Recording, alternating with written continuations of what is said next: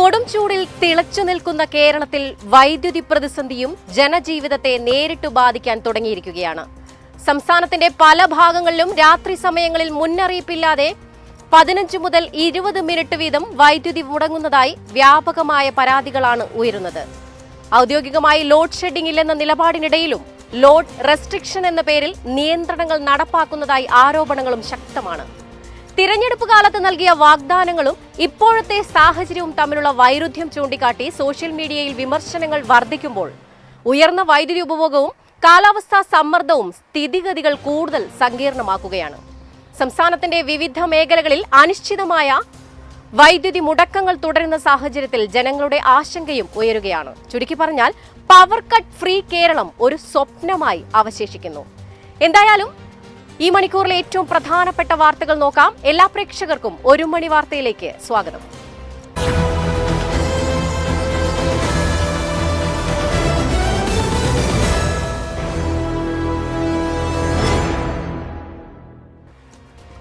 വൈദ്യുതി ഉപഭോഗം എക്കാലത്തെയും ഉയർന്ന നിരക്കായ 117 ദശലക്ഷം യൂണിറ്റിന് മുകളിലേക്ക് എത്തിയതോടെ സംസ്ഥാനത്ത് അപ്രഖ്യാപിത ലോഡ് ഷെഡിംഗ് ആരംഭിച്ചു.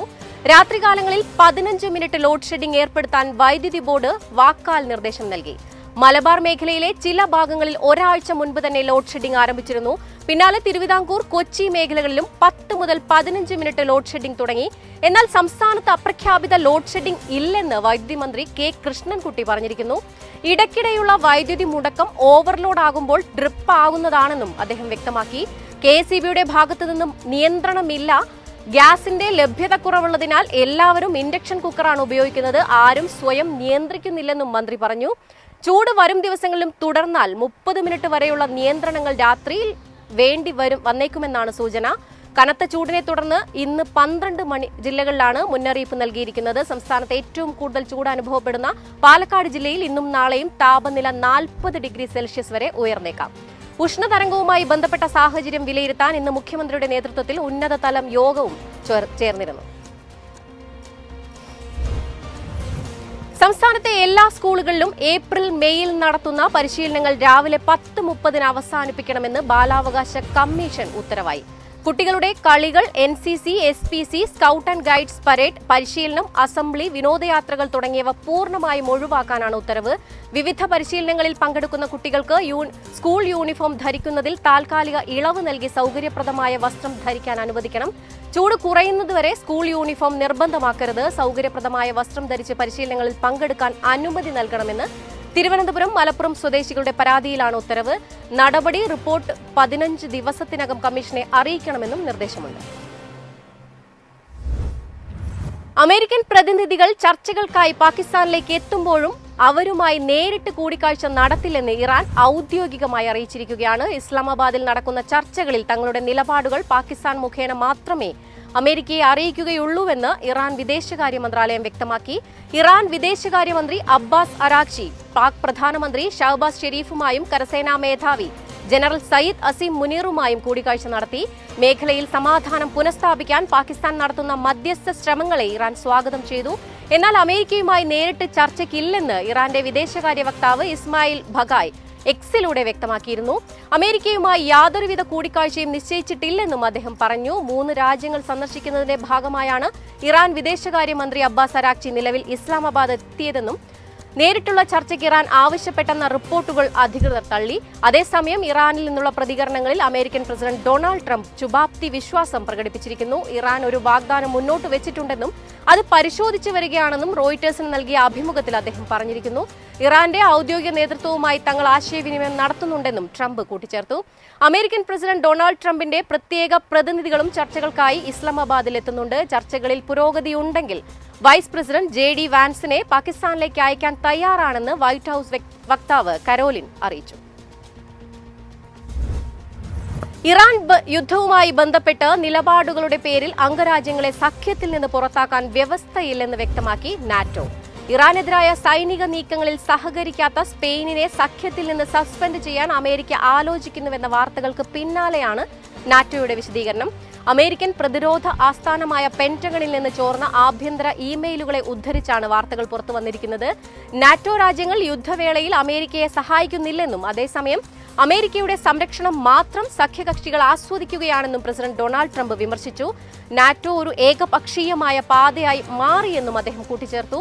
എന്നാൽ സ്പെയിനിന്റെ നാറ്റോ അംഗത്വം അമേരിക്ക ചോദ്യം ചെയ്യപ്പെടേണ്ടതല്ലെന്ന് ജർമ്മനി പ്രതികരിച്ചു. ഇറാന് പിന്തുണ നൽകിയ യൂറോപ്യൻ രാജ്യങ്ങളോട് അമേരിക്കൻ ഭരണകൂടം കടുത്ത അതൃപ്തിയാണ് രേഖപ്പെടുത്തുന്നത്. അദാനി ഗ്രീൻ ബാറ്ററിക്കായി 15,000 കോടി രൂപയുടെ നിക്ഷേപം നടത്തും. ഊർജ്ജ മേഖലയിൽ ലോകത്തിലെ തന്നെ ഏറ്റവും വലിയ നിക്ഷേപങ്ങൾക്കൊരുങ്ങി അദാനി ഗ്രീൻ എനർജി. 2027 സാമ്പത്തിക വർഷത്തേക്കായി 45,000 കോടി രൂപയുടെ വികസന പദ്ധതികളാണ് കമ്പനി പ്രഖ്യാപിച്ചിരിക്കുന്നത്. ഇതിൽ 1/3 തുകയും നീക്കിവച്ചിരിക്കുന്നത് ബാറ്ററി സ്റ്റോറേജ് സംവിധാനങ്ങൾക്കാണെന്നത് ശ്രദ്ധേയമാണ്. വെയിലുള്ളപ്പോൾ ഉൽപ്പാദിപ്പിക്കുന്ന വൈദ്യുതി സംഭരിച്ചുവെച്ച് ആവശ്യാനുസരണം വിതരണം ചെയ്യുന്ന BESS സാങ്കേതിക വിദ്യയിൽ കമ്പനി വൻ നിക്ഷേപം നടത്തുന്നു. ട്രാൻസ്മിഷൻ തടസ്സങ്ങൾ ഒഴിവാക്കാനും വൈകുന്നേരങ്ങളിലെ ഉയർന്ന വൈദ്യുതി ആവശ്യം നേരിടാനും ഈ വൻകിട ബാറ്ററി സംവിധാനങ്ങൾ സഹായിക്കും.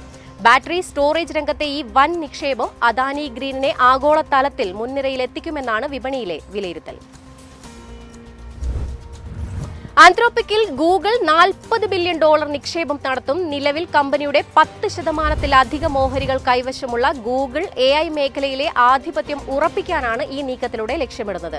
റിപ്പോർട്ടുകൾ പ്രകാരം പ്രാഥമിക ഘട്ടത്തിൽ $10 ബില്യൺ നിക്ഷേപിക്കുന്ന ഗൂഗിൾ ആന്ത്രോപിക് നിശ്ചിത പ്രകടന ലക്ഷ്യങ്ങൾ കൈവരിക്കുന്ന മുറയ്ക്ക് $30 ബില്യൺ കൂടി നൽകും. ആന്ത്രോപിക്കിന്റെ കമ്പ്യൂട്ടിംഗ് ശേഷി വർദ്ധിപ്പിക്കുന്നതിനായി ഗൂഗിൾ ക്ലൗഡ് അടുത്ത 5 വർഷത്തിനുള്ളിൽ 5 ജിഗാവാട്ട് ശേഷിയുള്ള കമ്പ്യൂട്ടിംഗ് സൗകര്യങ്ങൾ ലഭ്യമാക്കും.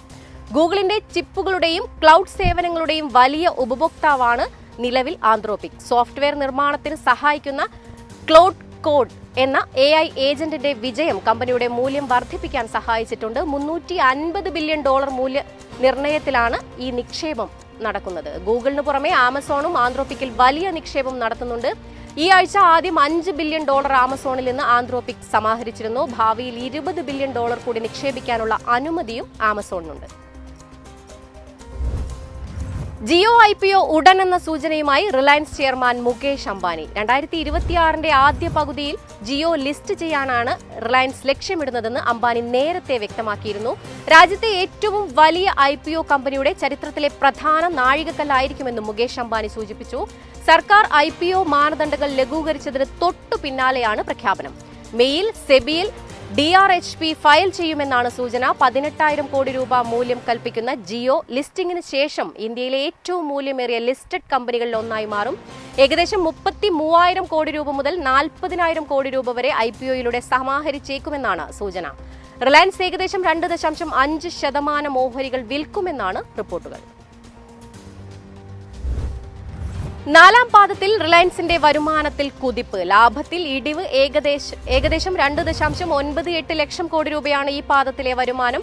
ബിസിനസ് വിപുലീകരണത്തിലും വരുമാന വളർച്ചയിലും റിലയൻസ് കരുത്ത് കാട്ടുമ്പോഴും ലാഭത്തിൽ 12.5% ഇടിവുണ്ടായത് വിപണിയെ അമ്പരപ്പിച്ചിരിക്കുകയാണ്. കഴിഞ്ഞ വർഷത്തെ അപേക്ഷിച്ച് കമ്പനിയുടെ വരുമാനത്തിൽ 13% മികച്ച വർധനവ് രേഖപ്പെടുത്തിയിട്ടുണ്ട്. ഏകദേശം 2.98 ലക്ഷം കോടി രൂപയാണ് ഈ പാദത്തിലെ വരുമാനം. 2026 മാർച്ച് പാദത്തിൽ റിലയൻസിന്റെ അറ്റാദായം 16,971 കോടി രൂപയായി കുറഞ്ഞു. പശ്ചിമേഷ്യയിലെ സംഘർഷങ്ങൾ കാരണം അന്താരാഷ്ട്ര വിപണിയിൽ ക്രൂഡ് ഓയിൽ വിലയിലുണ്ടായ വർധനവും ഷിപ്പിംഗ് ഇൻഷുറൻസ് നിരക്കുകളിലെ കുതിച്ചുചാട്ടവുമാണ് ലാഭത്തെ പ്രതികൂലമായി ബാധിച്ചത്. എനർജി വിഭാഗത്തിലെ ഉയർന്ന പ്രവർത്തന ചെലവ് റിലയൻസിന്റെ മൊത്തത്തിലുള്ള ലാഭക്ഷമതയെ ബാധിച്ചു. പേടിഎം പേയ്മെന്റ് ബാങ്കിന്റെ ലൈസൻസ് RBI റദ്ദാക്കി. ബാങ്കിംഗ് റെഗുലേഷൻ ആക്ടിലെ വിവിധ വ്യവസ്ഥകൾ പാലിക്കാത്തതിനെ തുടർന്നാണ് നടപടി. 2026 ഏപ്രിൽ 24 പ്രാബല്യത്തിൽ വരുന്ന തരത്തിലാണ് reserve bank of India Paytm payment ബാങ്കിന്റെ ലൈസൻസ് റദ്ദാക്കിയത്. 2022 പേടിഎം പേയ്മെന്റ്സ് ബാങ്കിനെതിരെ RBI ആദ്യമായി നിയന്ത്രണങ്ങൾ ഏർപ്പെടുത്തിയത്. 2024 കൂടുതൽ നിരീക്ഷണങ്ങളും പരിശോധനകളും നടത്തിയ ശേഷമാണ് നിയന്ത്രണം കർശനമാക്കിയത്. H-1B വിസകൾക്ക് 3 വർഷത്തെ താൽക്കാലിക വിരാമം ഏർപ്പെടുത്തുന്നതിനുള്ള ബിൽ US കോൺഗ്രസിൽ അവതരിപ്പിച്ചു. H-1B വിസ ദുരുപയോഗം തടയൽ നിയമം 2026 എന്ന പേരിൽ എലി ക്രെയിൻ അവതരിപ്പിച്ച ബിൽ നിലവിലെ വിസ സമ്പ്രദായം പൂർണ്ണമായും പരിഷ്കരിക്കാനാണ് ലക്ഷ്യമിടുന്നത്. പ്രതിവർഷം അനുവദിക്കുന്ന 65,000 വിസകളുടെ എണ്ണം 25,000 കുറയ്ക്കണമെന്നാണ് ബില്ലിലെ പ്രധാന നിർദ്ദേശം. നിലവിലുള്ള ലോട്ടറി സമ്പ്രദായത്തിന് പകരം ഉയർന്ന ശമ്പളത്തിന്റെ അടിസ്ഥാനത്തിൽ വിസ നൽകുന്ന രീതി കൊണ്ടുവരണമെന്നും കുറഞ്ഞ ശമ്പളം പ്രതിവർഷം $2 ലക്ഷം നിശ്ചയിക്കണമെന്നും ബിൽ ആവശ്യപ്പെടുന്നു.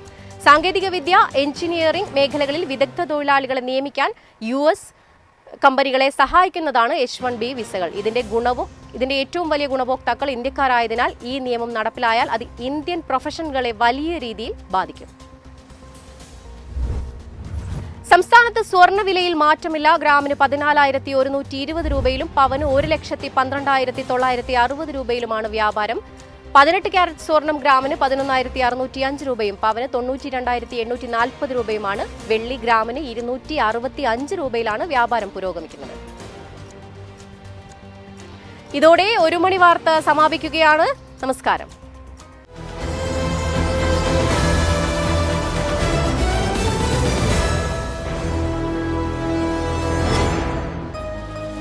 എളുപ്പത്തിൽ സമ്പാദ്യം വളർത്താം. ഇന്ന് തന്നെ മൈഫിൻ TV ആപ്പ് ഡൗൺലോഡ് ചെയ്യൂ.